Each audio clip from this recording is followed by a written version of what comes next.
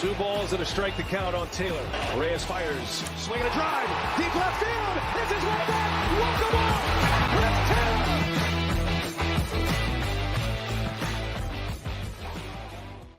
What's up, everyone? Welcome into DodgerHeads Live, presented by DodgerBlue.com, part of the Blue Wire Podcast Network. A special Tuesday night edition as we get a winter meetings update here. I'm joined tonight by Matthew Moreno and Blake Williams. Guys, thanks for joining us. Blake, let's start with the headline. Are you handling the Alex Verdugo trade all right? Yeah, it came out of left field a little bit there. Surprising the Yankees and Red Sox made a trade together, but that's been the biggest news of the meeting so far, like as an actual transaction is concerned. So a little surprising, but it was kind of funny to see, I guess. Matt, was that an intentional out of left field from Blake, or was that just the worst accidental pun in the history of the world? I think it was accidental, but it worked very well. So, Blake, I think you should take credit and say that was absolutely planned. Doesn't he play right field for the Red Sox? I don't know. I don't know what he's going to do with the Yankees because they have Judge there now. But I saw someone tweeting Verdugo's best season as a pro still remains his Dodgers year. That's the highest WAR he's ever put up as a player. So, well, let's get into, again, there's Ohtani news to talk about. There's a Yamamoto story as well. I mean, the winter meetings are a dud. We all know this. And I think Ohtani is only making it worse. Ken Rosenthal had a great article on The Athletic just talking about how broken baseball's offseason is and the need for deadlines and such. But let's get into the headline of the day. Dun, dun, dun. Dave Roberts reveals that the Dodgers talked to Shohei Ohtani. Matt, this is clearly the biggest story of the day. It's crazy to me that like we're even talking about this, but it's literally the biggest story in baseball. And the floor is yours.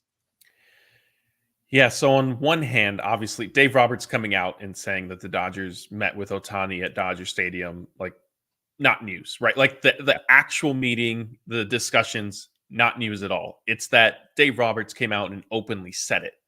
And the reason is, as we've seen over the past several weeks, Jeff, you and I just discussed it, referenced it multiple times during our live show on Sunday night, is that nobody's been talking about what's happening with Ohtani. And so at this point, like, you know, what his preferences, what his priorities are, it really is all speculation. And, you know, it was reported early on by Jeff Passan that Ohtani's agency let teams know that, hey, if you guys leak any information, you know, it's going to be held against you type thing. So, you know, if you look at now what Dave Roberts has done, was it a leak per se? No, because he clearly was on the record. You know who it's coming from. Like, there's no whispering. And I will say the Dodgers front office, I've heard from multiple people, does have a reputation of not leaking things in general. So typically when stuff gets out, it's not coming from the Dodgers. It's only their manager. Their manager is the only leak they have no control over, Matt. Yeah. So, you know, I don't want to ramble on. I'll let Blake go. Like, again, like the news isn't so much that the Dodgers and Ohtani met. It's that Dave Roberts was bold enough, courageous enough, whatever you want to, however you want to describe it, to openly say, you know, yes, we did. Blake, I'll be honest. I appreciated Dave Roberts today. The Blue Jays meeting with him down in Florida had me a little nervous. You wake up today, our guy Dave is back in front of a microphone saying something he's probably not supposed to. But I feel better knowing that, you know, a day after this big story comes out that the Blue Jays weren't at the winter meetings because they were meeting with Ohtani down at their spring training complex. It makes me feel better to know that the Dodgers took care of the same business a couple days ago. I didn't think of it that way.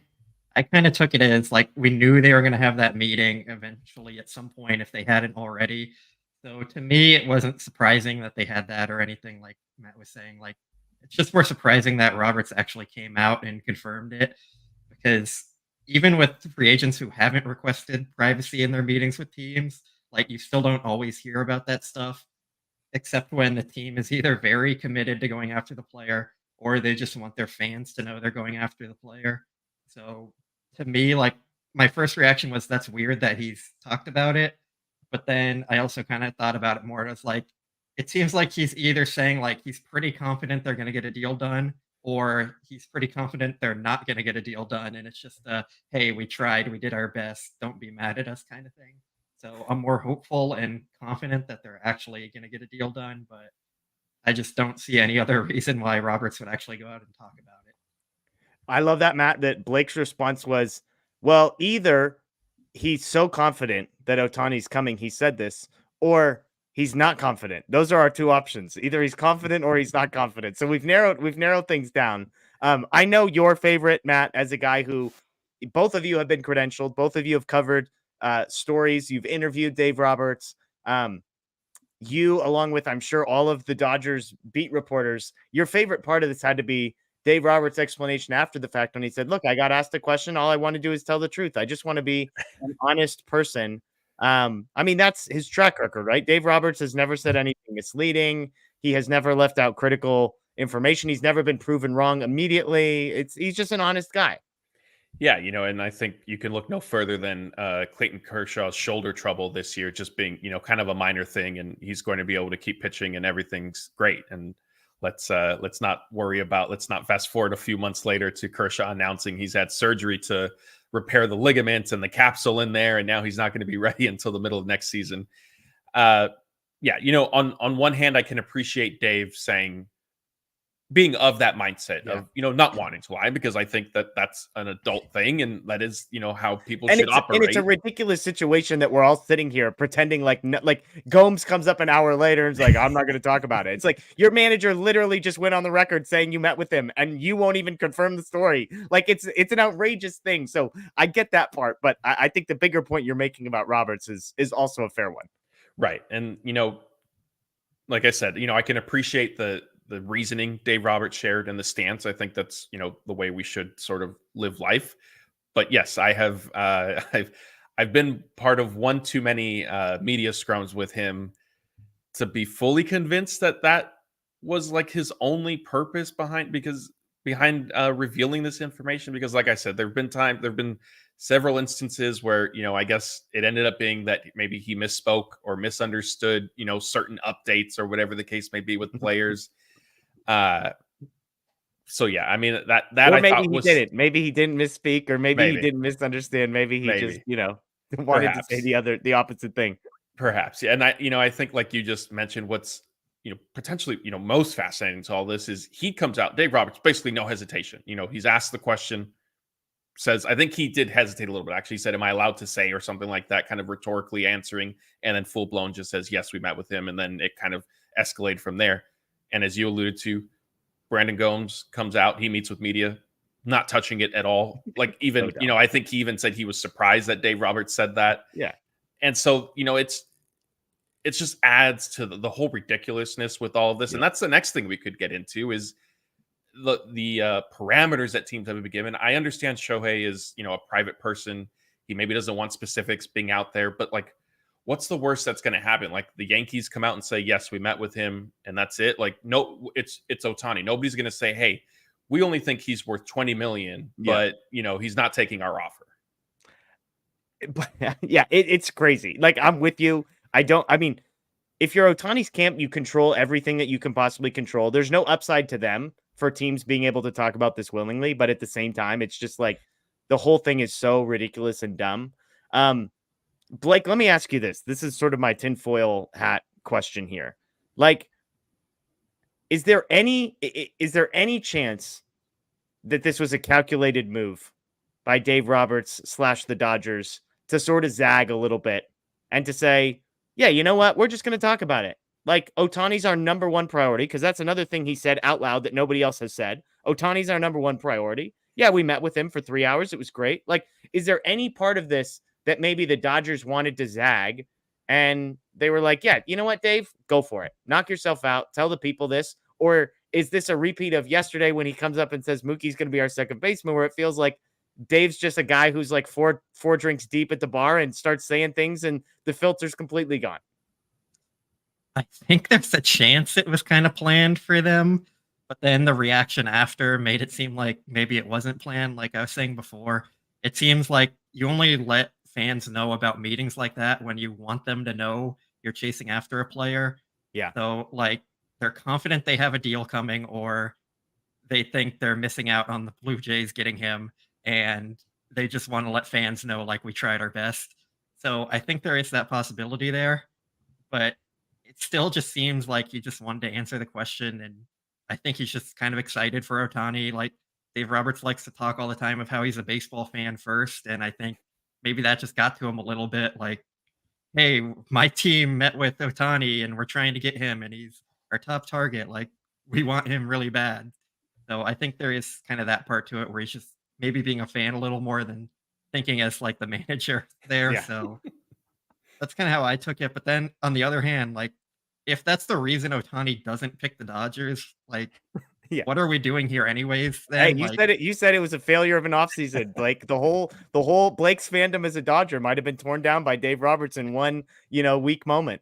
I mean, it is their top priority of this offseason. It's a failure if they don't get him. But if the reason they don't get him is because Dave Roberts confirmed the obvious that we all knew was going to happen, and Ohtani wants to go play in Canada for 10 years because of that, like, I mean, that's just a guy who doesn't want to be a Dodger at that point.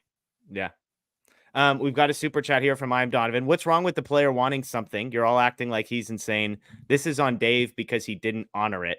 I have no issue with Ohtani requesting privacy. And again, all of this is coming from his agent, so we don't exactly know who wants what and who this is coming from. What I think is crazy is this idea that nobody's allowed to say out loud what everybody knows to be true. Like if Dave Roberts had said, hey, you know what? Ohtani's asking for $575 million and we're not willing to go there. And by the way, we did a report on his elbow and we're not entirely sure if that's going to be good. Like clearly that would be overstepping the line.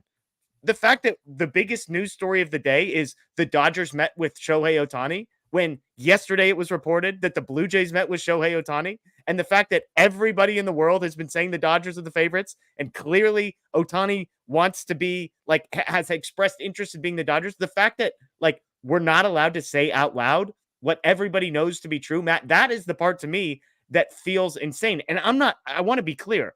I'm not looking at Ohtani and saying, oh my gosh, you're crazy. Like, how could you possibly want this? It's just the whole thing, the way this has been built up. And again, I'll blame his agent more than anybody else. But that to me, Matt, is the part that's insane. Yeah, I agree with you. Like you said, Ohtani can have his preferences. His agency can, want to try to keep this as private and confidential as possible. And that's within their right. But I think if that was coming from the standpoint of, hey, this is how we want to go about things so that it doesn't become a spectacle, like it's been worse because there's no information. And so whenever there's like a little bit of, hey, this might have some truth to it, like it's an overdrive just compared to normal, rumors and speculation that come with free agency each year. And, I think to the point of, Dave Roberts not necessarily honoring the wish, I still think that that's somewhat debatable. And he even said in his media session with the reporters out at the winter meetings that, I'm not sitting here. I'm not going to divulge like what we discussed. Yeah. Like that is price. He said, like, I think I still honored their wishes because I'm not providing you with any details. Like it was going to come out that we met, which I think he is true. He is right in that aspect. And the other thing too is, I think, real quick, just to kind of circle back. I think the Dodgers might have a sense of which way this thing is going to go. I'm not necessarily saying that Dave like purposely did it, but it wouldn't shock me if maybe it doesn't necessarily break in the Dodgers' favor. Yeah. I love the part in here, Blake, that this is Dave not wanting Ohtani because he doesn't want to deal with it. And so he's actually self-sabotaging. I think that's my favorite part. But real quick, Blake, before we move on, we've got another super chat here. Any thoughts from you on sort of the request from, I'll just say, Ohtani's camp and whether or not it's ridiculous? Well, so I think with his request, it was more about teams not leaking. They have a meeting coming up with him because then that turns into you get reporters waiting at the airport for him to fly in. And you kind of lose all that privacy there when people know you're going to be at that stadium on a specific day. You'll have fans and media waiting outside the gates, and just people are just going to swarm him wherever he goes, trying to get an interview and photos and autographs and everything. So by keeping it private and not letting teams leak that they're going to meet with him, you're kind of giving him that privacy he's looking for, and he's not going to get overwhelmed and swamped by fans and media looking for answers. So I think it's more to do with that than anything like, don't say we met with you after or anything like that. I think it's really just about him trying to protect his privacy and not him being the focus of landing at Toronto's airport or LAX or anything like that.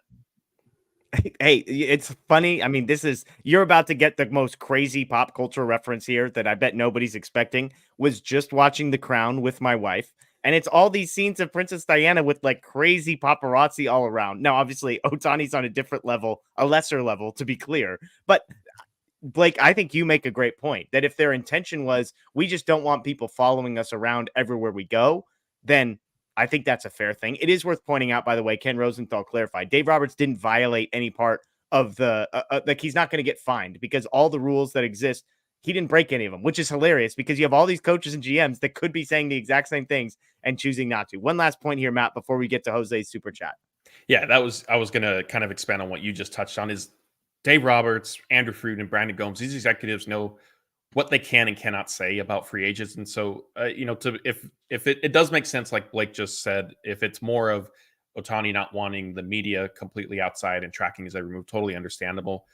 If there was any concern as to teams coming out and saying, like I said, they're not going to say, hey, we offered him X amount, or like Jeff, you mentioned, we did an MRI on his elbow and it's actually not great. Like we're worried. Yeah. Like they already know not to say that stuff. And so, it's interesting. I think what I've noticed too is some fans sort of want this to end at this point. I think just because it's become inadvertently a bigger spectacle than it already would have been because of their preferences. 100%. Blake, this next super chat is just on a platter for you. Jose Ayala. If the Dodgers miss out on Ohtani, I think it will work out. Go after Yamamoto, Snell, Burns, Cease. Hey, Ohtani is not a god. This is getting ridiculous. To the man, Mr. Blake Williams, who said this offseason is an abject failure if they do not get both Ohtani and Yamamoto, setting himself up for just obvious success here. The Dodgers are going to be okay, Blake, even if this doesn't work out. They'll be okay. They'll be a World Series contender. Wow. But I just got to go back to my point I've made before. Ohtani is a unicorn on the market. He's a player like unlike anything we've ever seen in the sport. His comparison is Babe Ruth, and he's more talented than Babe Ruth it was. So to have a player like this available, who you check all the boxes for of what he reportedly wants, and to have the money to get him, and to not end up getting him, it's a failure. Like you have to go and get this guy because you'll never have this chance again. He will go into the Hall of Fame wearing a Dodger hat if you get him. And this is kind of a chance to make up for some of the moves they've made in the past. If you're sad about letting Adrian Beltre go, like here's your Ohtani that's going to replace him going into the Hall of Fame. If you're mad about Corey Seager leaving, here's Ohtani. Like there's just so many instances where they've let guys walk and didn't go after someone else to kind of replace them. But this is a generational talent, a generational player. It's just never been seen before, so you have to get him. Matt, our guy Blake's getting dragged in the comments. He's being called a flip-flopper. He's being told to stick. I mean, this is a guy who said it's an abject failure and then said, well, even if they don't, they'll still be World Series competitors. I can't follow this logic. Yeah, so I guess the good news is Blake is going to be okay when Ohtani ends up signing with the Blue Jays. I guess. Yeah, it sounds like he's fine because they're still a World Series contender, right? Am I getting this, Blake? I think there's a difference between being a World Series contender and being the World Series runaway favorites that you're going to compete for the World Series for the next 10 years. Like Ohtani puts them in a rare position of having 3 superstars at the top of your lineup that no other team's going to be able to compete with. And you just get him in your lineup and you see what they do this year. And then next year, when you add another ace to your rotation, like it just completely changes their outlook for at least the next 5 years and probably even longer. Hey, look, I'm not disagreeing with you. I just think it's hilarious. That was it's an abject failure. They'll still be World Series competitors. So we've got all of our bases covered there. Matt, it sounds like you have the scales tilted. Are we 51% Toronto, 49% LA in the Moreno household tonight? Yeah, it's probably about 55 to 57%, a little bit of a sliding scale right now with Canadian. We got to get the Canadian transfer over, so somewhere in there. Yeah, somebody in the chat, please do that for us. And real quick, just to specifically to answer Jose's question a little bit more, in terms of Snell, like I don't see him necessarily being an option for the Dodgers. I don't know if they would want to. I think there's some concerns there. and also he's a Scott Boras client, and that has not necessarily panned out well for between Boras and the Dodgers. I think he means Corbin Burns, unless he's talking he about said Burns, Corbin Burns. He Okay, clarified yeah. in a other comment. I think that's the route. A trade for Burns or Cease would be the route that I see the Dodgers going down much. And I don't want to get ahead of ourselves. I know we're going to talk Yamamoto here shortly, but I'm not sure if he's going to be in the mix for them either, because his market seems to be going up as well. Yeah. The thing about the Ohtani pursuit is obviously the impact Ohtani would have in 2024 is somewhat limited, which I think is the point that Blake is making. Like in 2024, we're talking about a designated hitter, arguably the best designated hitter in baseball, but a designated hitter. And then in 2025 and beyond, we're talking about a guy who, to Blake's point, is one of the best pitchers in baseball and will remain arguably the best designated hitter in baseball. And so I do think, like, if we're just talking about 2024 and the qualification, will things work out? For sure.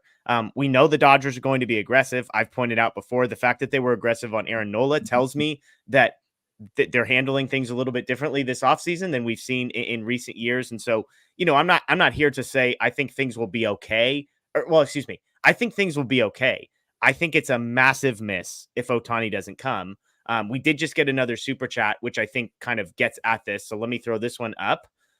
This is from MMA Voice. If it is a failure, the Dodgers not signing Ohtani, who is on the chopping block if it doesn't work out? Matt, I've been clear about this, and the Dodger Blue account made clear. Like, I don't think the Dodgers are going to miss out on Ohtani because of any failure on their part. If they do, I still think he's coming to the Dodgers. That's still my prediction. But I've said all along, if he does not come to the Dodgers, it will not be because they were outbid. It will not be because they didn't do something. I think, Matt, it will be simply because there are things outside of their control. We've talked about Ohtani being a different cat. I think there's potentially things that they just don't have control over that he chooses to go somewhere else. If he does, I think those will be the reasons. Yeah, I think if you want somebody on the chopping block, it has to be Dave Roberts, right, for leaking the fact that the Dodgers had the meeting. Maybe Friedman was like, "Hey, Dave, go tell him with Ohtani," and then like 6 months from now, it's like, "Hey, well, he should, screw that guy, get him out of here." Yeah, I mean, I don't think anybody's going to be on the chopping block. Andrew Friedman works well with Stan Kasten, Mark Walter. They have a great relationship. Dave Roberts wouldn't be on the chopping block for this, short of if there were, back channel conversations and it was made explicitly clear to the Dodgers and to Dave Roberts, like, literally do not say one thing about this, and then he came out and did it, then at that point he's going to be held responsible. But I don't see anybody necessarily getting fired when Ohtani signs with the Blue Jays. Wow, when geez Louise, he's just going full send. It's only been a couple of days. Blake, I mean, where are you, like, do you agree with my sentiment? I know we were texting earlier, and you can't think of a single thing that would cause somebody to pick a city other than LA, especially Toronto, I believe. I think you said Canada's the worst country in the history of the world, that there's nothing vile in Toronto other than poutine. I might have misquoted you. I'll have to go back to the text messages. Yeah, I think that's a bit of a misquote there. Okay, apologies. But Jason, one of our faithful listeners, the Canadian. So I just, I needed to be fair.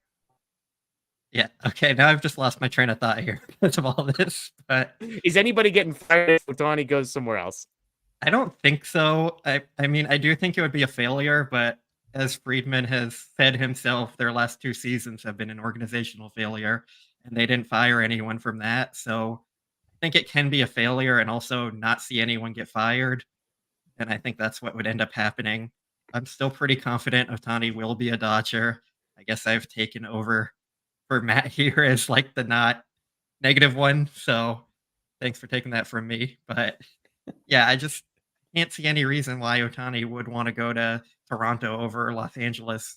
You have the history of winning with the Dodgers. The Blue Jays don't really have that as much. They've been in the playoffs, but they're not a perennial 100-win team. They don't have the same great weather. They're not near his home that's already in Southern California and he reportedly loves.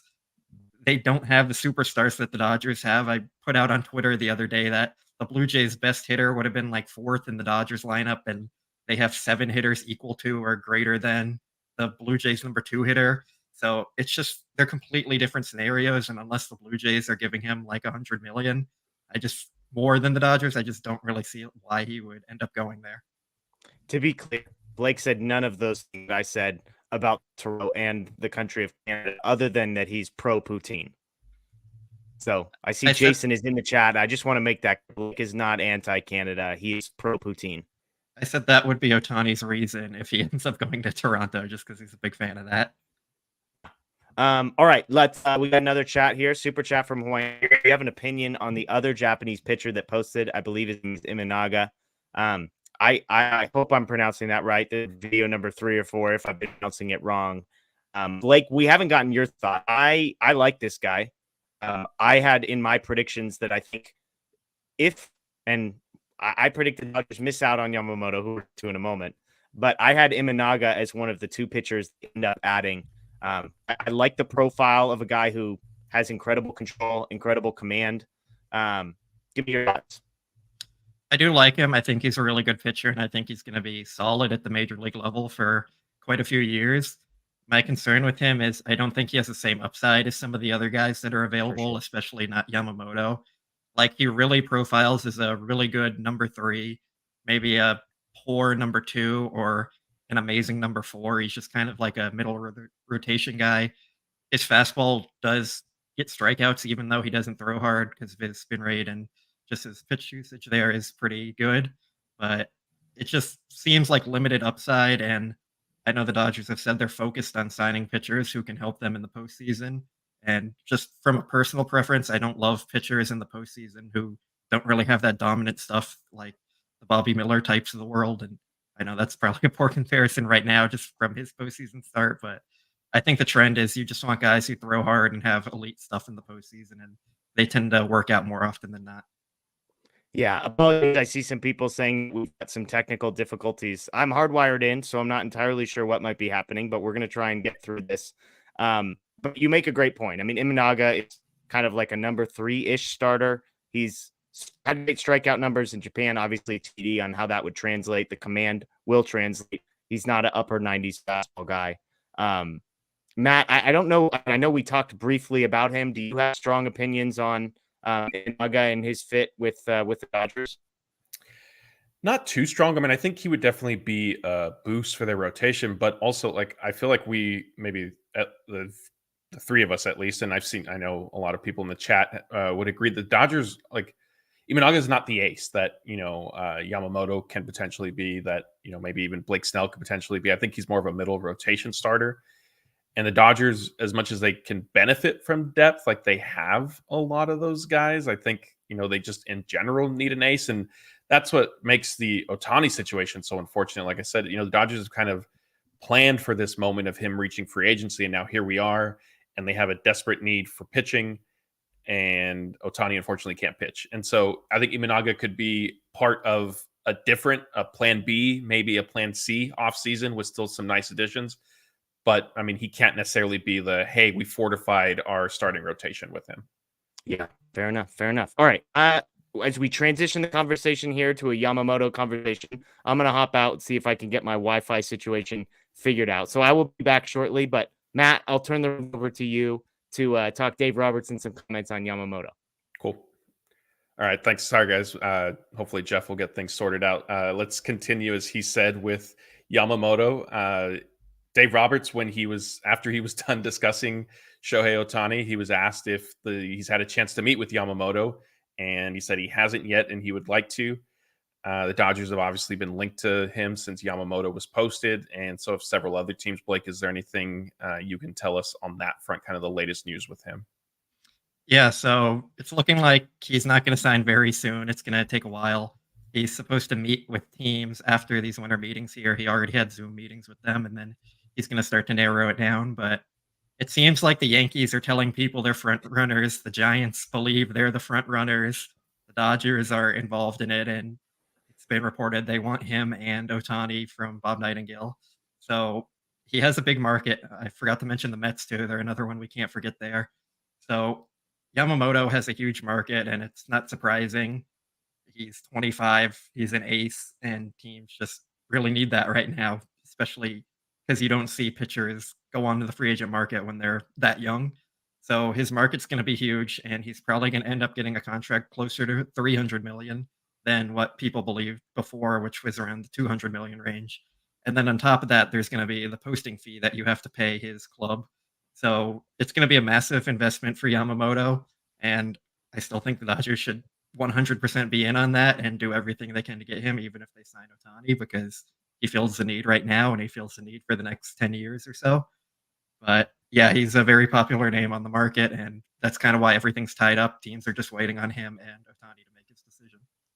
Yeah, and before we kind of kick more things around about Yamamoto, let's go to a super chat from Laura. She says the Dodgers don't sign Ohtani. It is an epic failure. Dodgers have been setting up for this. I think Dave's leak was intentional. We will soon know why.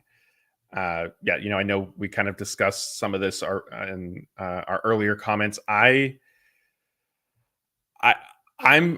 opinion, my stance is that I think I think the Dodgers have a sense of what Ohtani is at least leaning towards. And had they not necessarily maybe picked up on that, maybe Dave Roberts doesn't come out and say what he did. Maybe he still does.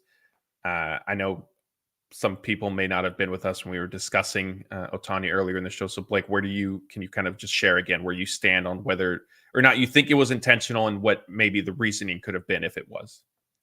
So I don't fully think it was intentional, but when we've seen this before, teams have kind of just wanted to let their fan bases know that they were making an effort to sign the player, whether they're close with him or they think he's going somewhere else. It could have been some kind of leak there. I don't really find it fully intentional. My personal feelings is Ohtani just didn't want people surrounding him when he's going to the airport and traveling, and just everyone tracking his every movement. This allows him to kind of be more private about what he's talking with teams about and thinking. So I don't think it's really something that's going to end up hurting them. And like I said earlier, if it is the reason he signs elsewhere, like he just didn't really want to be a Dodger to begin with, because that's just a ridiculous reason to not sign with the best option available to you. Yeah, I agree with that. But then also by that same token, I feel like it would be sort of difficult to fault Ohtani, because if for whatever reason, like this was a really important factor to him, that it was just kept under wraps for XYZ, and the Dodgers potentially let it slip. And if he thinks that it justifies being held against them or eliminating them from consideration, like I agree, like that seems a little bit extreme. But if it's kind of his prerogative, if it's one of his convictions, then it's sort of critical to fully fault him. Let's pause the Yamamoto stuff that we were just discussing. We have another super chat from Richard. Does the Mookie to second base announcement play into the Ohtani conversation? What do you think, Blake? I don't think so. I think they just kind of don't view Mookie as an elite outfielder anymore, and they think he'll be better off at second base with his health issues that he's had in the past, and he's losing some speed. And I think they just see it as a better long-term investment for them. They've said it's acting like a day off for him when he plays second base as opposed to the outfield. They said it helps keep him more focused and kind of mentally in the game there. So I think it's really just they're saying like, hey, it's easier to find outfielders than second basemen. We think it'll protect his health long term and maybe help him be more productive. And that's kind of the reason they just went and did that. They think it's probably easier to find an outfielder than a good second baseman. Yeah, I agree with you. And I think it's important to sort of point out, it's not as if, maybe Ohtani would be playing some right field next season if, Mookie was willing to move to second base. He's obviously recovering from what's believed to be a second Tommy John surgery. And even even without that, Ohtani's experience and time in the outfield was really limited with the Angels. So yeah, that's our answer for that, Richard. I don't think we have any super chats right now. And again, we do appreciate those. So yeah, let me get back to Yamamoto. As we mentioned, Dave Roberts says he is somebody that he wants to meet with. He said he'd watched him on film already. He seems to be pretty impressed. And I saw some comments, some questions as to why the Dodgers haven't met with Yamamoto yet. And again, that's kind of being driven by him. He started after he was posted, his free agency process sort of began with he went to a Laker game, as we discussed on one of our live shows, and we were told that he was seen having a conversation with Will Ireton, who is Kent Maeda's former interpreter, who has remained with the Dodgers and is now in a baseball operations type role.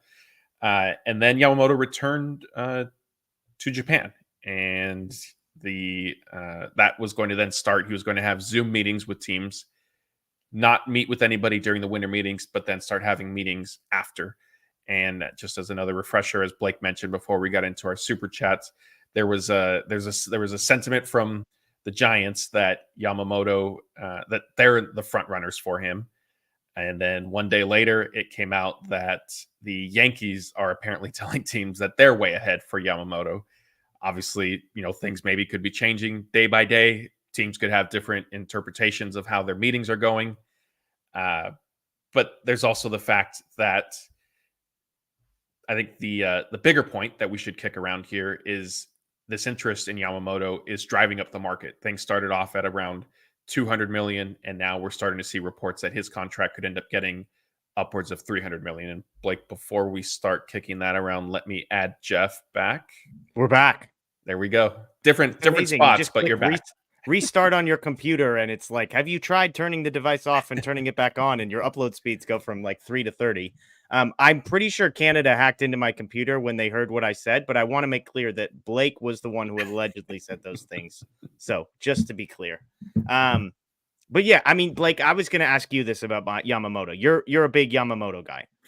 The reports are we've gone from 200 million to potentially 300 million. I know it's not your money, so we can just move that one off to this. Is there a number where you're not interested at Yamamoto? Probably like 350 million, maybe. 350. I think wasn't that around where Garrett Cole got? I'm pretty sure off the top of my head. I think he was like 346 or 364 or something like that. But either way, my thinking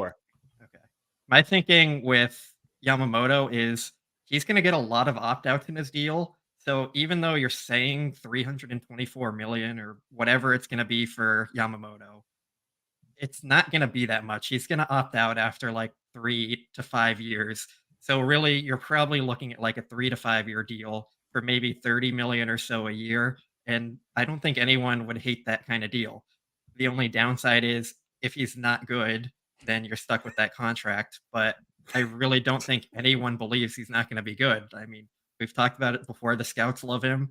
The data loves him. And he has the history of just succeeding and dominating previously. So I just don't see much risk on that kind of deal. And when you're talking about giving him 300 million, that's basically 30 million a year.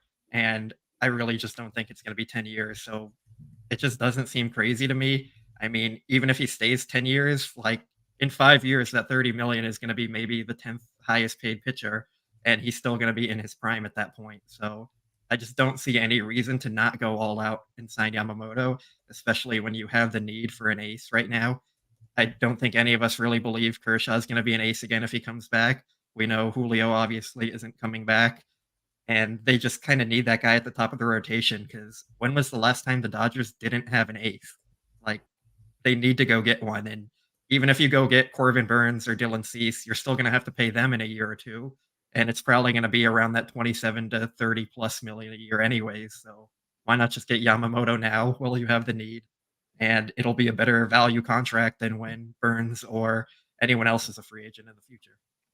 Matt, I'm going to set aside the Clayton Kershaw is not an ace slander that Blake just spewed out of his mouth there. Because more importantly, it sounds like, Matt, Yamamoto is the type of player that brings together the Matts and the Blakes of the world. The nerds love him. The eye test guys love him. It sounds like he's a uniter of all people. 350 million. Let's go.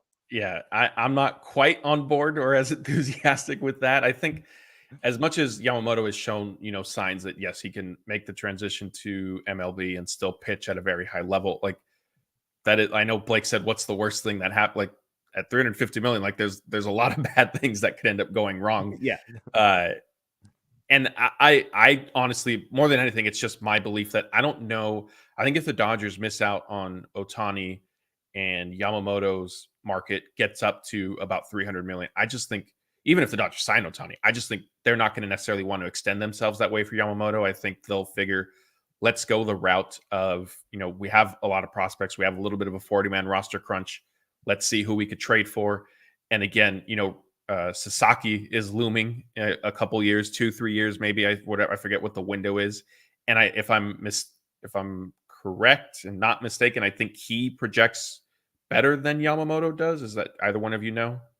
He has better stuff, and he's like more potential. But Yamamoto has won their Cy Young 3 years in a row, essentially, and their MVP. Like Sasaki hasn't done that yet.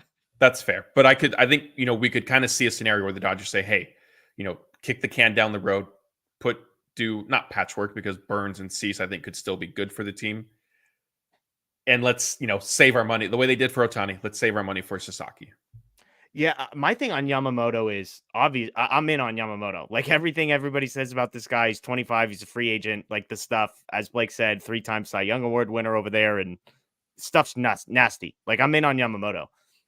It's less of like I would love him. I'm with Blake. Ohtani, Yamamoto, sign me up. I made a point at some point in the offseason, I think I said that Yamamoto might be a bigger priority than Ohtani just because they need pitching so badly. With all of the interest, and because, as crazy as it sounds, $275 million is a number that every team in Major League Baseball should be able to afford. I'm not sure $550 million is a number that every team in Major League Baseball should be able to afford. Blake will disagree with that, I'm sure. But my point is, I think there are way more teams that are going to be in on Yamamoto that's going to make that number crazy. Again, like the projections were 200 million like 2 weeks ago, and now they're 300 million. And so I'm not wanting him to go elsewhere. I am just picking at this point that if they do get Ohtani, I think there's going to be a ceiling on where they go to for Yamamoto. And I think the number goes through it. That said, I think they're going to go out and get some meaningful starting pitchers. Whether or not it's Yamamoto, I think is kind of the question. Blake, we got asked earlier, if they don't sign Ohtani, is this an abject failure? You have said that. You have grouped Yamamoto in there as well. With the names that have been mentioned, Dylan Cease, obviously Corbin Burns, Imanaga, guys like that. Your guy Blake Snell. Is there a second pathway outside of Yamamoto that you would be okay with? Well, first of all, Blake Snell is not my guy. I don't want the Dodgers to go anywhere near him. I don't like his long-term outlook at all. Was it Scott? Was Scott the Blake Snell guy? I'm not sure. We'll have to, he's in the chat, so he's not even here to defend. He's in the chat. He can defend himself from the chat. Yeah, but I mean, I wouldn't be mad if they go out and get Corbin Burns or anything. And like, if they get Ohtani and Corbin Burns, that's a successful offseason. But at the same time, like, I go back to the same point with Ohtani. You have Yamamoto sitting right there that won't cost anything but money. You're still going to have to end up paying Corbin Burns. The only difference is you save the prospect capital to not have to trade for someone. Yeah. And realistically, they should probably get 2 starting pitchers. So you sign Yamamoto and you trade for one. I'm not saying that has to be Burns or Cease, but there are pitchers out there you can go get who would improve the rotation. So I just don't see any reason why you shouldn't be all in on getting Yamamoto as well, regardless of what Ohtani signs for, because like everything I've talked about, Yamamoto also fits this team perfectly, and they have the money and they have the need. So it's just, you have to go do that, I think.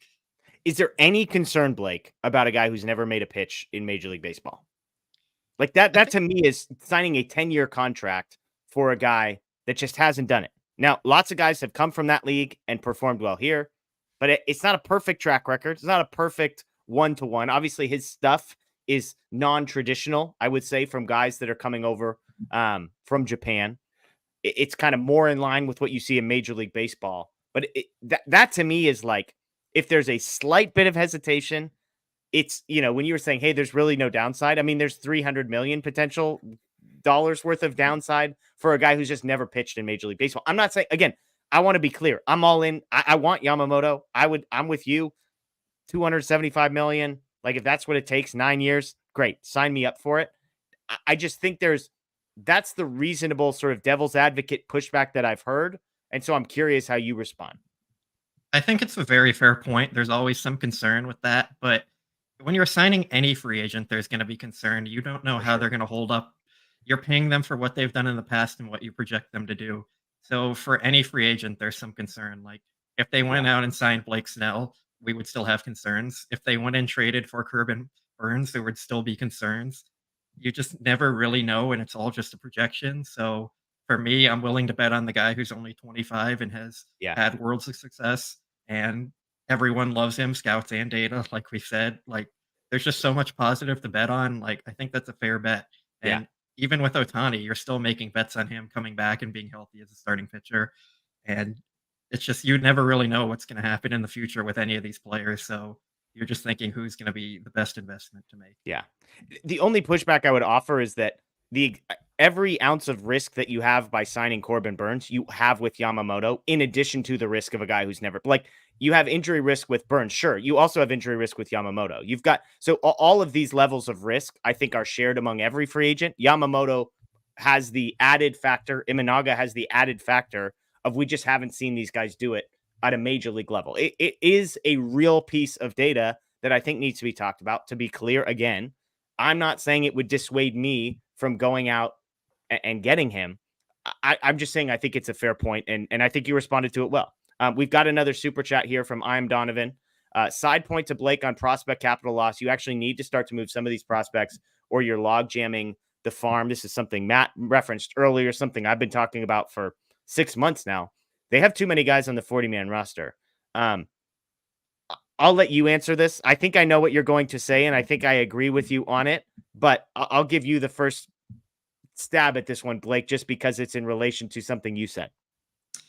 Yeah, so they definitely need to move some of these prospects, but if you sign Yamamoto and Otani, now you have all these prospects you can go trade to upgrade somewhere else. It's not you have to move them for a starting pitcher. You can move them to go get a right fielder. Like, there's someone on the Tampa Bay Rays who's reportedly available that I know a lot of people love by the name of Randy Arozarena. So maybe you go make that splash now that you have your starting pitching need filled. And maybe you get Glasnow back in that deal too, and you're completely filling out your rotation. So I just think there's so many different avenues the Dodgers can go that they have options. Even if you're going to sign these free agents, you can save the prospects for the trade deadline when you see what comes up and you need to figure out something there, because we know the Dodgers are probably going to end up making a move at the trade deadline, as they usually do. And it gives them the flexibility to make a splash. Maybe one of their players gets hurt and they need to go fill that spot. So then you have the prospects available to do it. And even though they have the deep farm system, it also works as the depth of your team. So if other players get hurt, then you can call up like the Landon Knacks and the Nick Frosses of the farm system and keep winning at a high rate like they did last year. So I don't think you have to absolutely move them right now to fill your needs. I think it just all kind of works together and they can do both things at the same time.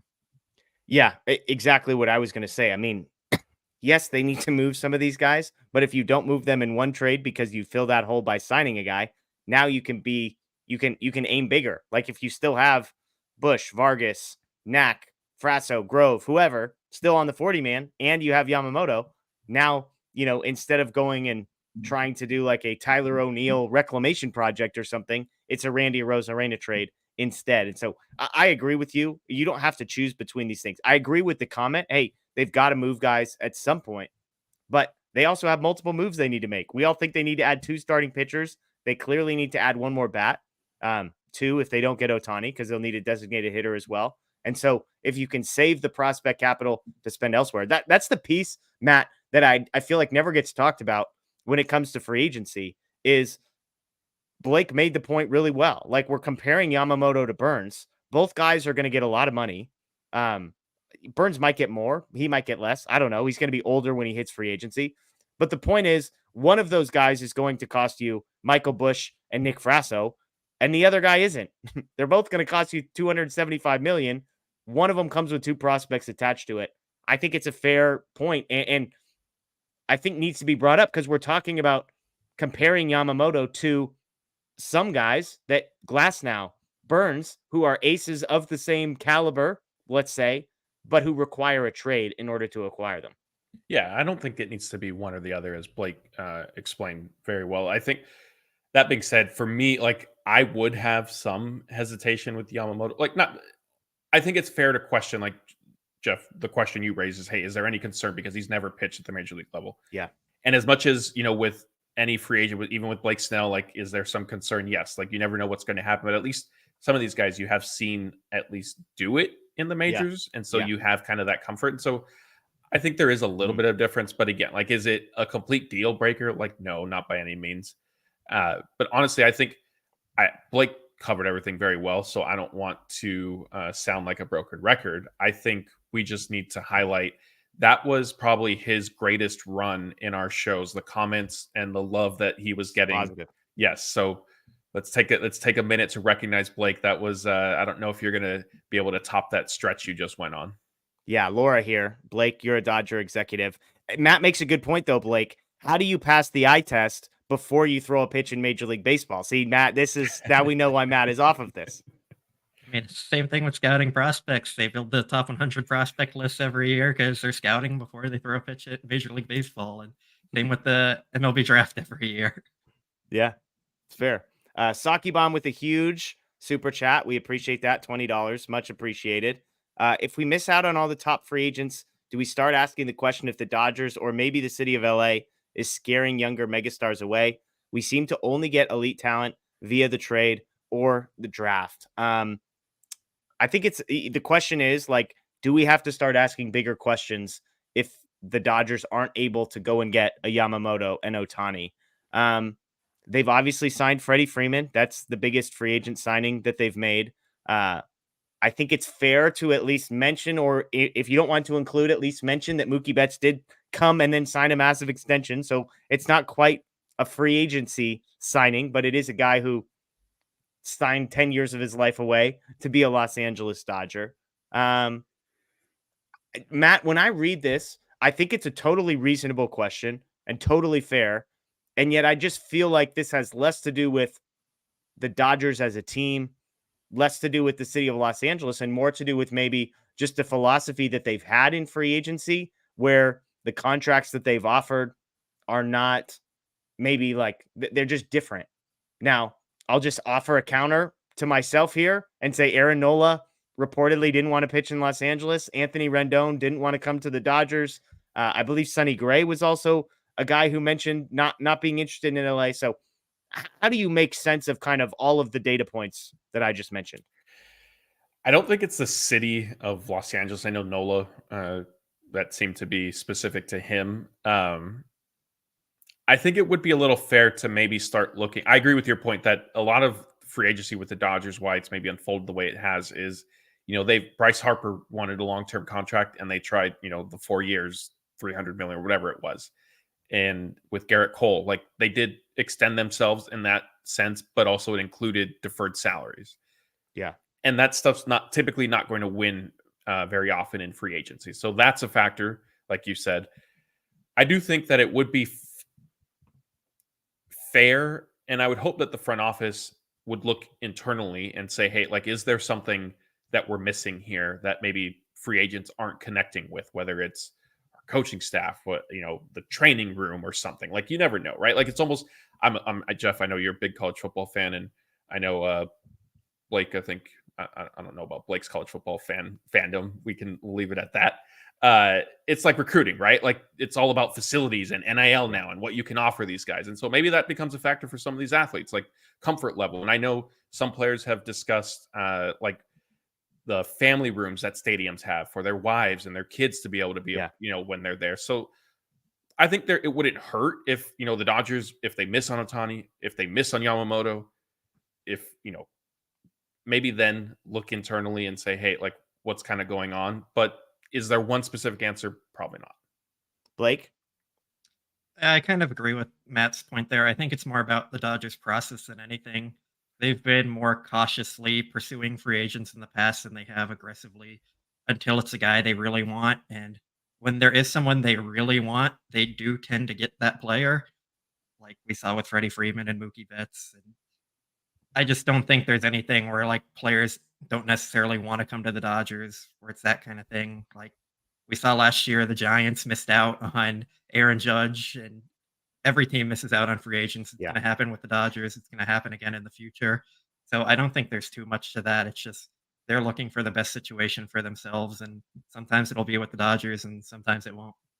Yeah. Again, I think it's just an individual case by case basis, and if you go back, like Garrett Cole's name was brought up earlier, the Dodgers made a huge offer, but it was different. Like it had deferred money, and so he turned it down, and good for him, like probably a smart financial decision to turn it down.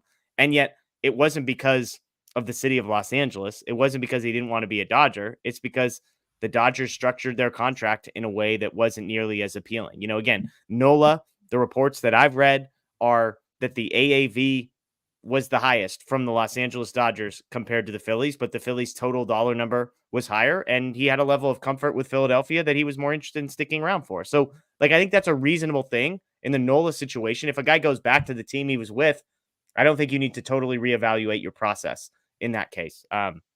So that's kind of how, again, I appreciate the question. I think it's a fair one. I see some people in the chat kind of commenting, but that's kind of where I'm at on that front.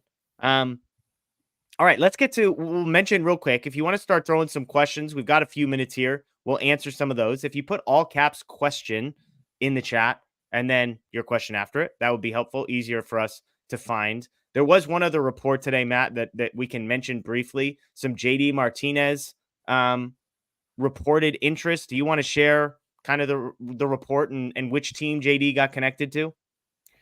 Yeah, so it was, I know we mentioned JD on our live show Sunday night, and I said, hey, like there hasn't really been, anything. Do we need publicly. Scott? By the way, Scott, if you're watching, maybe just plug your ears here on JD potentially going somewhere else. All right. Yeah. So then lo and behold, it comes out that the Diamondbacks are interested in a bit of a reunion with him. I know he spent just the 1 year with them in 2017. So Diamondbacks are interested in JD Martinez and Justin Turner, which I thought was interesting considering I forget who they just traded for recently, but kind of filled their hole at third base. And so the thinking was that kind of took them out of the running for Turner, but they're looking, I think, for a full-time DH. And so maybe if they could sell JD or Turner on that could end up being something that works out for the Diamondbacks. And the Dodgers, in terms of JD, we've discussed this. They're not going to make a move with him until they know what's happening with Ohtani, because again, Ohtani is a DH. Yeah, it's fair. It's fair. All right, let's get to some of these questions. Here we go. Mr. John Rod 77 question. Do you think there's a price tag for Ohtani the Dodgers won't cross? I mean, I suppose there's a number. I just am of the belief that the Dodgers ceiling is going to be higher than everyone else's. Was there, Blake, you correct me if I'm wrong, a report that the Cubs threw out a number of $500 million was the number? I mean, the rumor has been 550. So if the Cubs were out at 500, that makes me feel a little bit better. Yeah, I think it was from Nightingale that said that the Cubs didn't want to go 10 years or more than 500 million, which looking back, kind of laughable because like, what did you think you were going to get Ohtani for? Like, it's kind of like the Dodgers when they did their Bryce Harper, here's 3 years and hope you sign it. We tried our best thing there. But yeah, that was weird. So if there's a price tag for Ohtani that the Dodgers won't cross, I'd say maybe 700 million there. Like, to me, like if they're willing to go 600 million to get him, I don't see a huge difference between like 6 and 650 at that point, kind of thing. Like $50 million, that's the difference. That's a lot of zeros. Yeah, but they're gonna make up for all of this with merchandise sales, ticket sales, advertising, sponsorships, which is everything. So like, I'll say 700 million, but like you're kind of splitting hairs over like 600 and 620. How about that? I'll say that instead. Matt, this might be one of my favorite moments. Quote, there's not a huge difference between 600 million and $650 million. Yeah, just 50 million. I'm fine with $1 million to Cole Hamels. Who cares? Like, I think 50 million of just throwing it away and lighting it on fire. Like, I feel like maybe there's a line somewhere where there's not caring about owners' money and it's not my money and they make a lot, and $50 million is no big deal.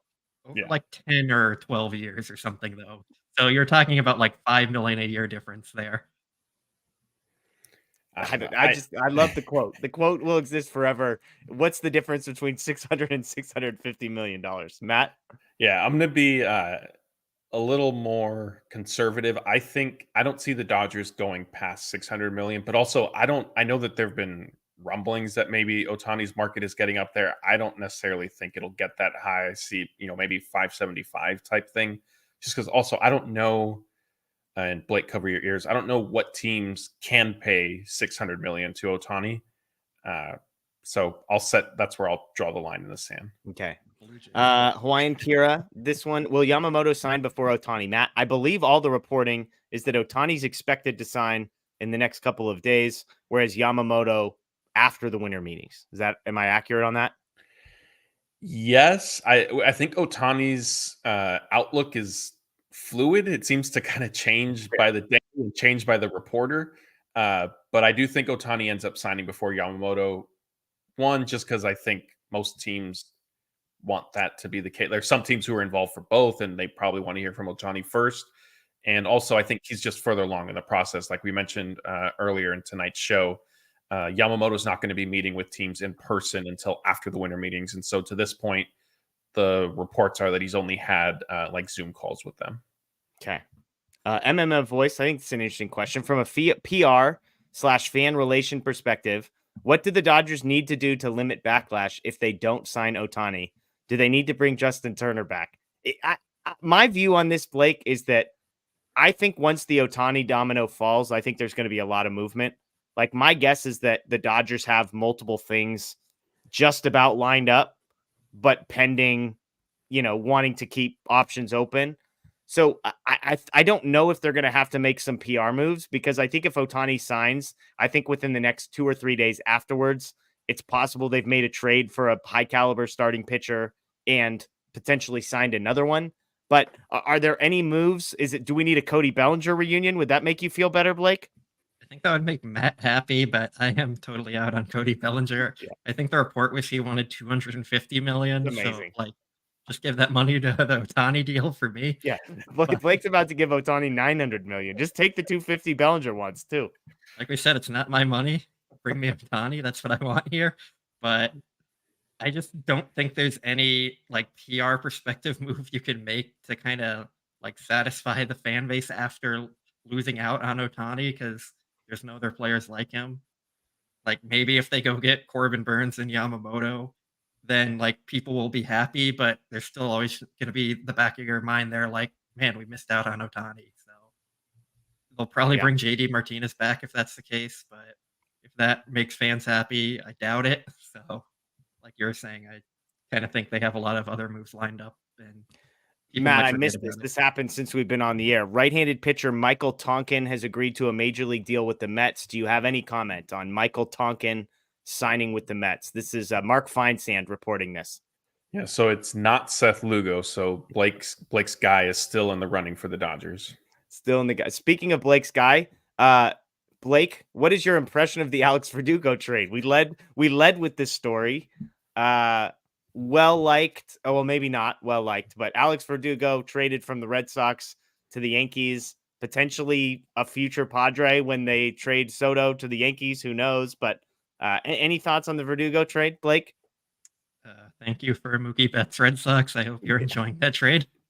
Yeah, big Mookie Betts guy. Matt, any thoughts? Verdugo, a soft spot in your heart or no? Yeah, it came out of left field, I think is the best way I could answer that. There we go. Lieutenant Beaches, question. I don't know if that's supposed to be Lieutenant. There's maybe an extra T in there, but can you forecast the 2024 Dodgers starting rotation as of now? Bobby Miller, Ryan Pepio, Walker Buehler, Emmett Sheehan, and Michael Grove. They don't have Burns. Yeah, can we put him in the? That's why as of now. Oh, as of now. Sorry, I missed that. Okay, Ryan Yarbrough. Yeah, Yarbrough. You think he gets the spot over Grove? I guess they need. I think it'd be like a piggyback. Right? Yeah, it's a Grove Yarbrough piggyback. There we go. We'll take your question to a new level there. All right. James wants to know, does a Buehler extension come into play with a deal for Burns or Bieber, given they'll be free agents to be, or even in signing Yamamoto? I mean, Buehler hasn't pitched in so long. Matt, I'm not sure extension talks are really even feasible. I mean, I guess it's the Dodgers. I could actually see the Dodgers kind of monitoring his progress and maybe trying to take a little bit of seeing if they can get a little bit of a discount, guaranteeing him a bunch of money now, but I don't know. Yeah, that's what I was going to say. I could see, they did it I think first year going through arbitration, they signed him to a multi-year deal. I could see them maybe trying to do something similar if it's like on team friendly terms. And then at that point, it's just a matter of, I don't know if Buehler would be interested in that. So probably not a likely scenario, but still possible. And I think that it's independent of whether they get Burns or Bieber. I think that's something the Dodgers maybe would try to potentially just do on its own. Oh man, big news here. Craig Kimbrell reportedly connected to the Orioles. Guys just cashing checks. Shout out to Craig Kimbrell, just an all-time get your money guy, because I don't know how he does it, but it's probably going to be, an 8-figure deal for Craig Kimbrell, and it's not going to make a whole lot of sense to me. Judy wants to know, do you think an opt-out will be inevitable in Ohtani's contract? Blake, you mentioned you're expecting a lot of opt-outs in Yamamoto's deal to basically take all of the risk and place it on the team that is guaranteeing him money if he so chooses to do so. Do you think Ohtani is going to sort of request the same type of treatment? I think it's a possibility because he's going to want to prove he's healthy and then come back, and maybe he could try and get more money. But at this point, how much more is he actually going to end up getting when he's maybe 2 or 3 years older? So I think Ohtani would just kind of want to stay in the same spot, a long-term deal. I think maybe if anything, he'd kind of force the Dodgers into giving him a no trade clause, which is something they historically haven't done under Friedman. I don't think any of their players have gotten one with Friedman. So yeah, it could happen, but I don't really see it happening. I'm with you. I mean, everything that we reportedly know about Ohtani, Matt, is that he probably doesn't want to go through this again. He probably wants to just pick a spot, do his research, and spend the rest of his career there. So, I mean, it's not to say he won't ask for the opt-outs. His agent will probably push him to ask for them. But he doesn't, the whole way this whole process has played out does not lead me to believe this is a guy that wants to go through this thing 2 or 3 years from now. Yeah, I don't necessarily think so. And I don't know. I mean, would Blake's $900 million contract need an opt-out? How much more money are you going to get at that point? Yeah. So, I mean, he's probably like Blake, 600, 650. Who cares, I think if Ohtani's looking for something with an opt-out, he'd probably just go back to the Angels for 2 years to prove he's healthy. He's comfortable there. He knows they'll kind of let him do his own thing. Yeah. But with other teams, he's going to be looking to stay there for the rest of his career. Saki Bomb, with Mookie Betts at second base now, is there a better chance of a trade or a move to third for Miguel Vargas? Of course, Max Muncy expected to be the third baseman. Matt, I got pushback on our video for saying this was an indictment of Michael Busch and Miguel Vargas. As you've kind of taken a step back on the video that we did and thought more about this, do you agree that this is in some ways an indictment of Busch and Vargas, or is this entirely a Mookie Betts comfortability, long-term, et cetera, kind of a decision? I mean, I think Mookie is the biggest driving force behind it, but I agreed with you when we recorded that, and I still do agree. Maybe indictment, maybe it's our mistake. Indictment is too strong of a word to use, but if Miguel Vargas had really taken hold of second base, yeah, they're not doing this. Are the Dodgers, if he was a Rookie of the Year candidate at second base, some people sort of expect it, are the Dodgers doing this? Probably not yet. Yeah. So, I mean, I know I saw some of that, and I am in your camp. And so to answer this question specifically, I think it's more likely that Miguel Vargas gets traded than he is moved to third base. And to be clear, I'm not out on Miguel Vargas. I'm not out on Michael Busch. I think I interpret this as the Dodgers telling us how confident they are in those two guys. Because look, I know Mookie Betts is 31. I know he's, quote unquote, losing a step. The sprint speed numbers don't necessarily line up with that over the past couple of seasons, but neither here nor there. They could have put him in right field for another year and let Michael Busch or Miguel Vargas play second base and then do the move to second base after. Blake, where do you stand on this? Do you think that the Dodgers are telling us without telling us how they feel, at least to some degree, about Busch and Vargas? I think it's more based on Mookie, and they want to protect their long-term investment, and they think putting him at second base is the way to do that. They have said that Vargas and Busch are options in left field. So even if Vargas had a great year at second base, then they still might have moved him in left field. They've kind of tried to play them out there before in the past, and I think with the full offseason of training there, they'd probably end up being better there. Maybe he also is their long-term answer at third base. Max Muncy signed for a year with an option. So I don't think he's ruled out as part of their future plans or anything with this, but I mean, I think it's just really about Mookie. Okay. Jay wants to know, Matt, couldn't you make the argument that the $600 million the Dodgers may spend on Ohtani could be better spent creating a better team, using that money to go sign a couple of starters through trades and free agency. Again, Garrett Cole, the biggest contract starting pitchers ever signed, $324 million. The $600 million to Ohtani, you could make a case, could get you Yamamoto and Burns after you've traded for Burns or Bieber or whoever you want. Your thoughts on that suggestion, Matt? I think it's an interesting point, and like there is an argument for that. Now, I guess it comes down to semantics. Like, I think they could put together a more balanced team without spending all that money on Ohtani. But if they have him, like in terms of talent and upside and all that, like I think that's like there's no matching that, right? Short of like trading for Corbin Burns and Randy Arozarena and basically just getting a collection of all-stars to fill out your roster, which like that's not going to happen. But you know, this reminds me, I remember earlier in the chat, like I saw somebody saying they were worried about Ohtani or like enough with Ohtani, like they would rather have Yamamoto instead of Ohtani. And that's like, I thought that's interesting because that's not a line of thinking that I've seen very often. Blake, can I say out loud what I know you're thinking, which is just spend the $650 million on Ohtani and then spend the money on Yamamoto and then sign Burns too, right? I mean, they can do it. They have the resources, especially if you're not planning on giving Burns a 1-year extension or a multi-year extension with his 1-year deal. Like, why not go all out and do it right now? You have Mookie Betts, you have Freddie Freeman, you'll have Shohei Ohtani. Like, the time to win is now. So you can do it all. You don't have to limit yourself to picking and choosing one or the other. So I just don't think there's really a pathway to building a better team without Ohtani on it than with Ohtani on it, because like I said earlier, Mookie Betts, Shohei Ohtani, and Freddie Freeman at the top of your lineup, followed by some combination of Will Smith, Max Muncy, and whoever else they get to fill out their lineup. Like, that's a historically good lineup, and there's no other players on the market or available that's going to get you to that point. And even if you do get Ohtani, you can still go trade for Burns and Cease if you need to, if you don't want to sign Yamamoto. Like, they just have a lot of options to really improve their team, and I don't think there's a way to do it better than starting with adding Ohtani. We've got a question here. We've talked about this, but because we've been going for hour 15, we can circle back. As Dodgers fans, this is from Toronto 6393, so I think we can gauge based on as Dodgers fans. How do you guys feel about Roberts talking about the Ohtani meeting? Was that a mistake or is it being overblown?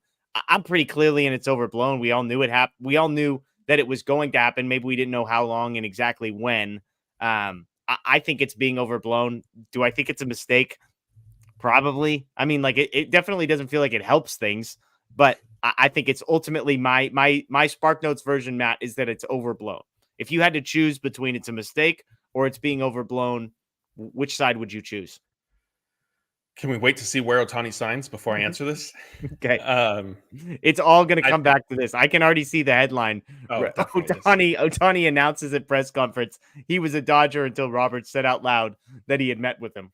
Oh, absolutely. I think it's getting overblown. Like I expressed earlier, I think Blake brought up you guys brought up great points in terms of, maybe wanting the privacy aspect of not driving up the hill to Dodger Stadium and having a ton of media and fans outside, like totally understandable. But I still do stand by that his agency kind of giving teams this sort of directive has made this a bigger spectacle than it would have been, than it really needed to be. So yeah, I think just in general overblown, and time will tell. We'll find out soon enough, maybe how overblown or damaging it may have been. Let's see some more questions here. Oh, here we go. Hallelujah. Would you like to see Japanese food and drinks in Dodger Stadium with the signing of Ohtani? I mean, this is just on a tee for Matt over here. I mean, these two are the take pictures of every food item in Dodger Stadium. So of course, this is going to be a thumbs up from both of you, right? Yeah, absolutely. I'll just leave it at that. Are you a sushi guy, Matt? Not at all. Blake, sushi guy? I think we talked about on here that the only like sushi type thing I'll eat is that's right. Cream cheese avocado rolls. Oh my gosh, that's right. I think people made fun of me, but it's basically you were having such a good night in the comments, Blake. And I think when you said you don't like sushi, I feel like you dipped. And when you went back to that a cream cheese avocado roll counts as sushi, like it's just didn't It say was a good run. counts as food. I just said it's good. I like avocado and cream cheese. It's good. Blake, Michael wants to know, more of a disappointment, Dodgers not signing Ohtani, the Patriots not drafting Marvin Harrison Jr. I feel like this is an easy one, right? Yeah, it's Ohtani. I think I'm on the Drake May hype train right now, or maybe Caleb if he drops. I'm not Do you totally want to giving flip your up on camera Mac. around real quick and show the Mac Jones plaque that you have up on your wall, or no? I could grab it here. Yeah, that's fine. That's fine. Save that. We don't want Drake May seeing that, seeing how quickly you turn on this. Let's see. Some more questions here. There's a question here that just begins. Do you remember that scene in Dumb and Dumber? And it's like I'm trying to read these and scroll at the same time. Do you remember the scene in Dumb and Dumber where they're wiping their tears and blowing their noses in $100 bills? That's the Dodgers in the postseason. Big market blues at the haters. So there you go. Dumb and Dumber, just great movie, fantastic movie, all-time classic. Bad to say, I haven't seen it. Oh, here we go. This is a Disneyland question. I know it's not Sunday. I'm listening from the Disneyland parking lot. Look at that. These are the two biggest Disneyland guys I know. Which snack cart are you picking? Popcorn, pretzel, or churros? Blake, once you finish drinking your blue milk, are you going for popcorn, pretzel, or churros? So Disneyland has a cream cheese pretzel, and I will die on this hill that it's absolutely incredible and life-changing. It's an experience you have to have. I told Matt about it, and he did not agree with that assessment. Well, Matt also disagreed with your blue milk assessment, so this is becoming a theme. Yes. Yeah, I think the blue milk was popular in the comments when we talked about it, though.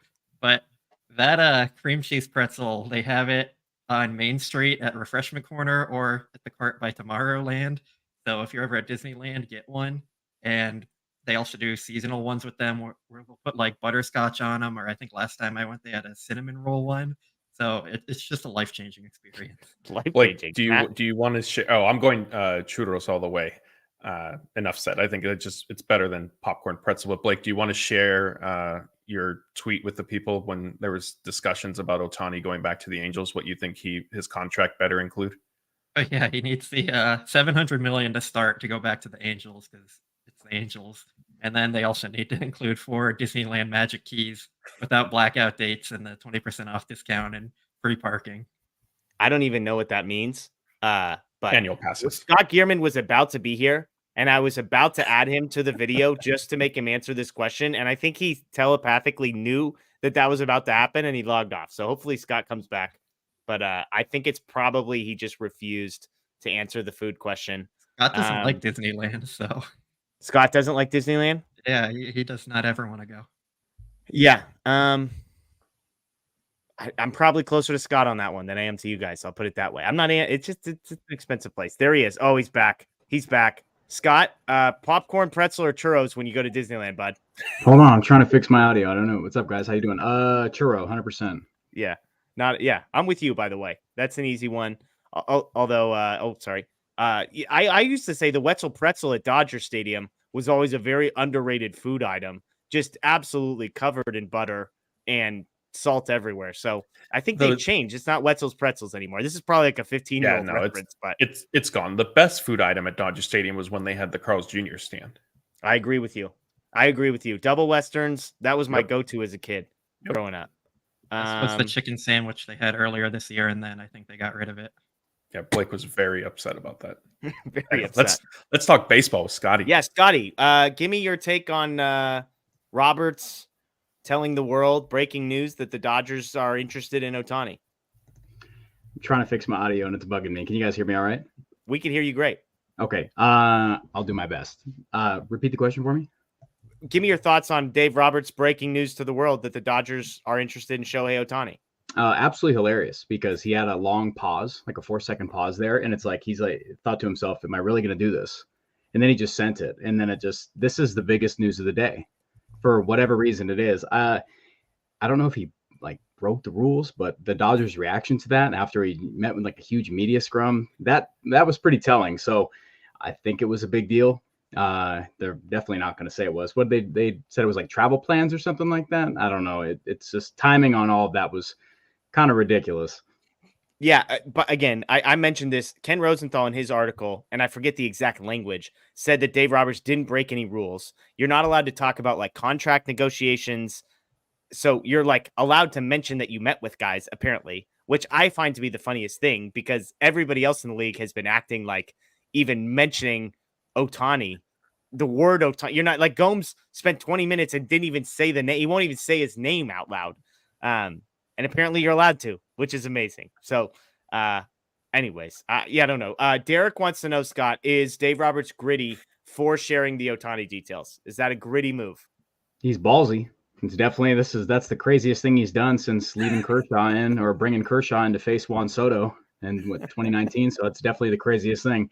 We'll see. I don't know if it's gritty yet, but gritty kind of died. Fake grit. We don't. God, what are we doing? First time I talked to you guys. First time I'm on here in a couple weeks, right? Like a month, and already tossing gritty at me. I earned that. It's the people. Hey, it's the people. They just need an update. You know, you're the guy. They're not going to ask me about if Dave Roberts is gritty. Yeah. You know, because you're the gritty guy.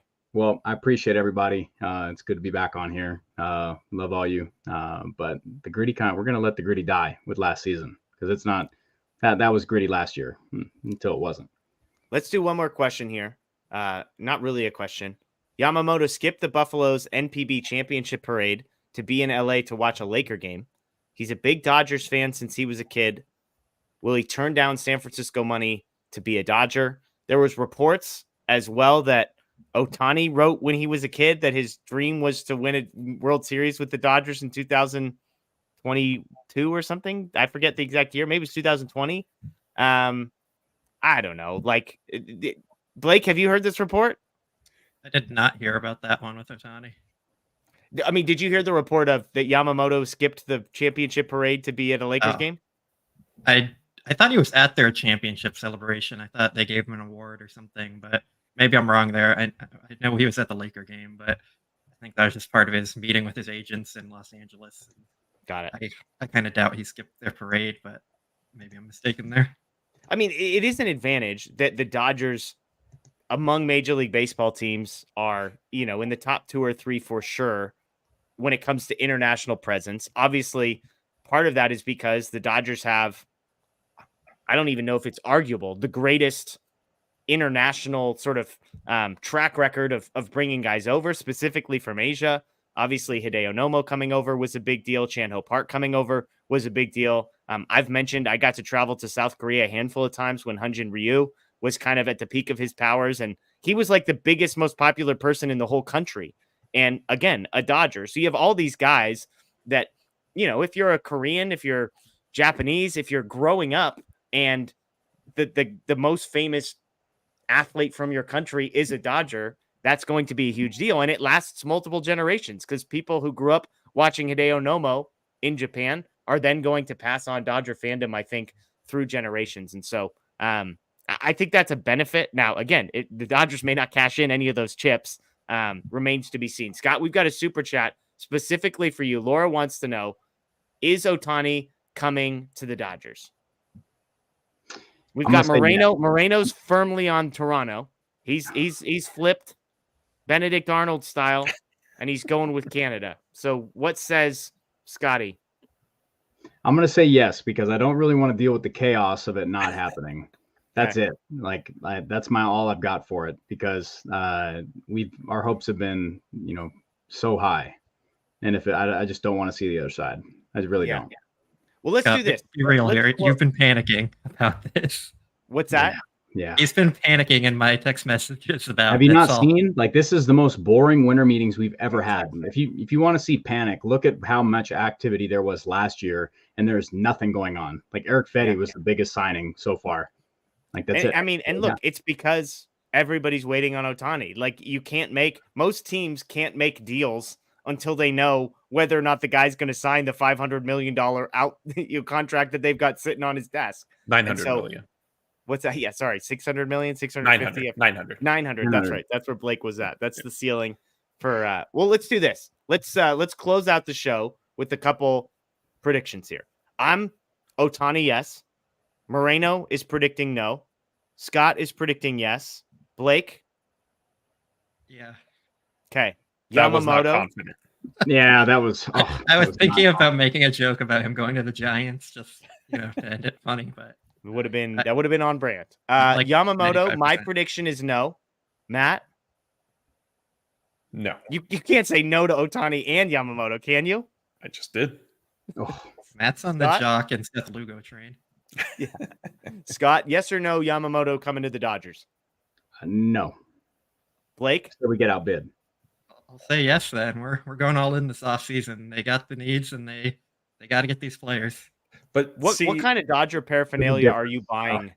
Non-bucket hat division, Blake. If they get Ohtani and Yamamoto, I feel like we need some like Dodgers pants or something. I have Dodgers pants already. No Gosh, way. of course you do. They're That's shorts. Oh my- They're shorts and pajamas. Like they're not Do we- actual pants. How many bucket hats are you buying at spring training if they get Ohtani and Yamamoto? Over under 2.5. I'll take the under there, but I'll get both their jerseys if they get both of them. You'll get multiple jerseys? I'll get both their jerseys. Yeah, Both One their home, one jerseys. road. I like it. Okay. Trade for a starting pitcher. I landed on, I think they trade for Dylan Cease. Matt, if they trade for a starting pitcher, yes or no, and do you have a name? Yes, I think they do. I'll go Glass now. Scotty, yes That or was no mine. to a trade for a starting pitcher? What'd you say? Glass now is mine as well. I think Glass Okay. now is super interesting. Yeah.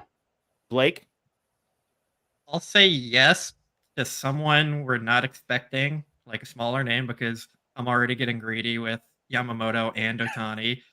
But then at the trade deadline, they bring in Corbin Burns. I mean, Trade deadline, Corbin Burns.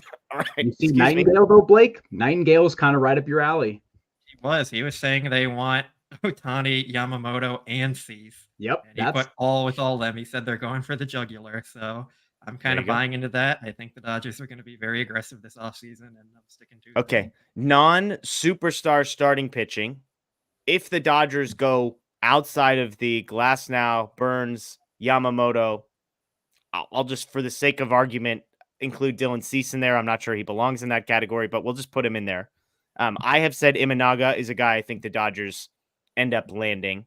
Matt, do you have a second or third tier starting pitcher? Maybe a Lucas Giolito? You want a little action on Lucas Giolito? Is there a name out there that you think may get connected to the Dodgers? Real quick before I answer that, Joey, yes, we are even paying attention. Yes. And now to answer your question, Jeff, I was going to say Imanaga, You're allowed to. but I wasn't sure if he was ruled out since I didn't know if we needed to pick somebody they haven't necessarily been connected to yet. No. I'm just thinking if they add a starting pitcher that's not like a I could top of see the that. top of the rotation guy. I could see Imanaga. Scotty? On a skip. Come back.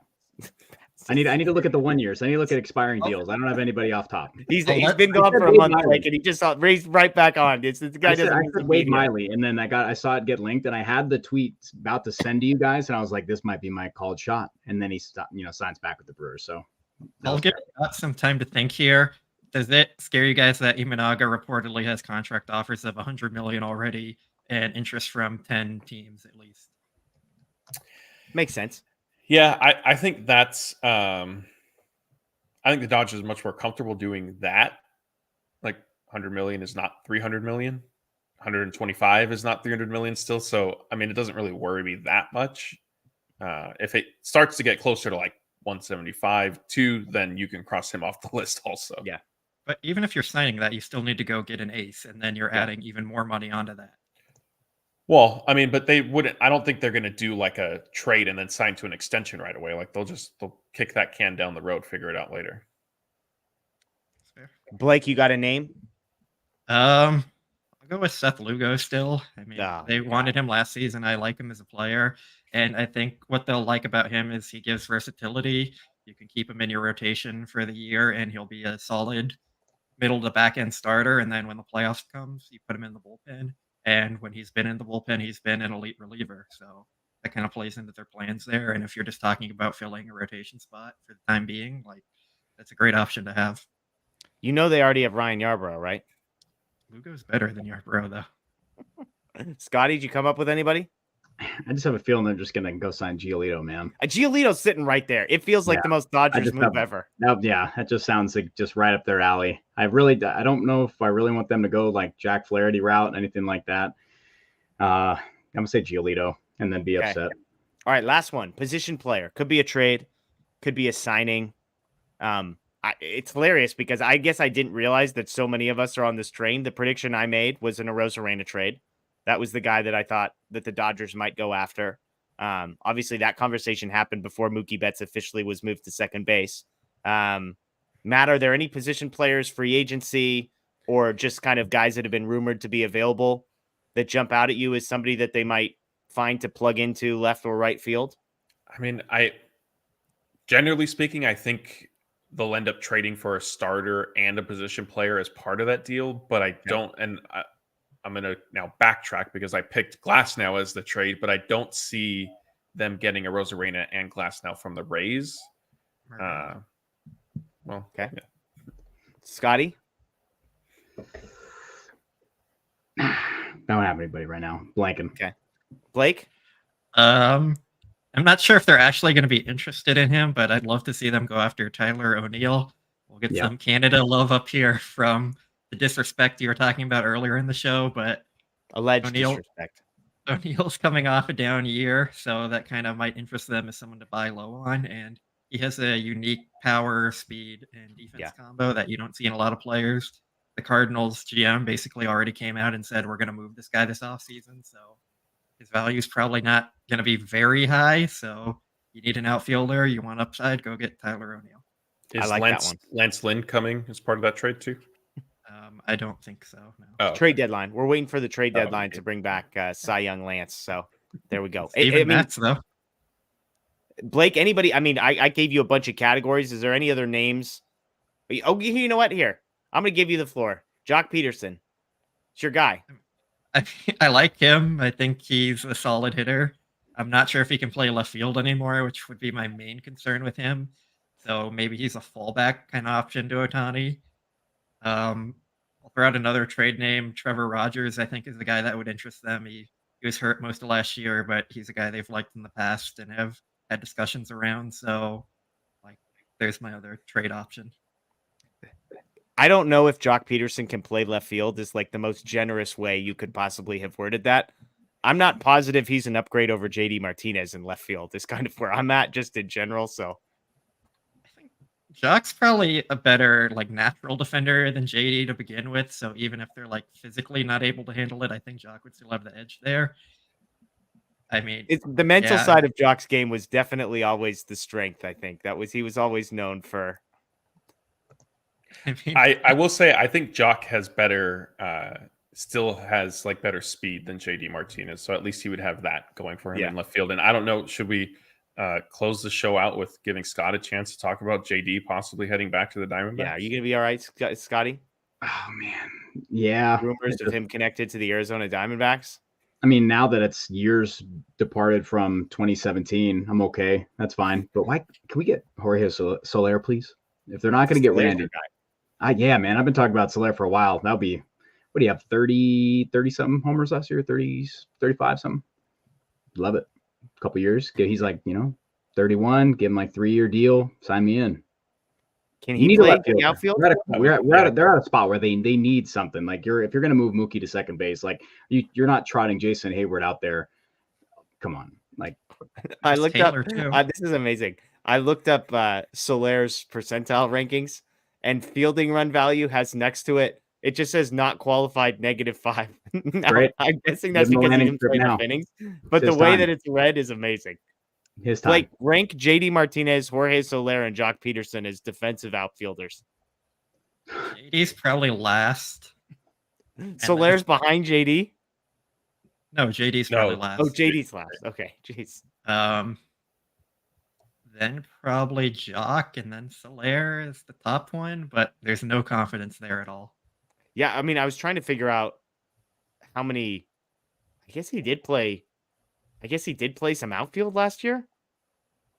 I was trying to find some fielding stuff, and it's here we go. Play outfield for the Braves. The Braves had Jock in center sometimes and Soler in left, I'm pretty sure. Makes you when think.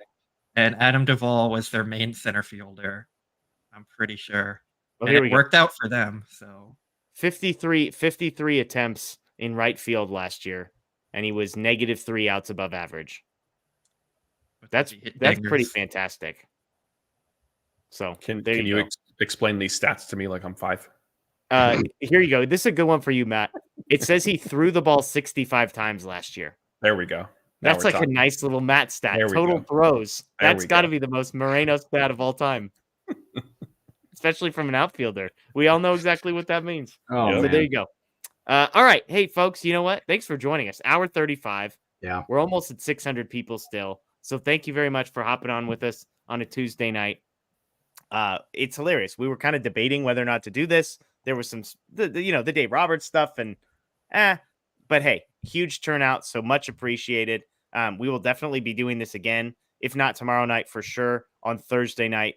Obviously, if something happens with Ohtani or Yamamoto or a trade, we will be live for that. But thank you so much. If you're new here, please subscribe, ring the notification bell.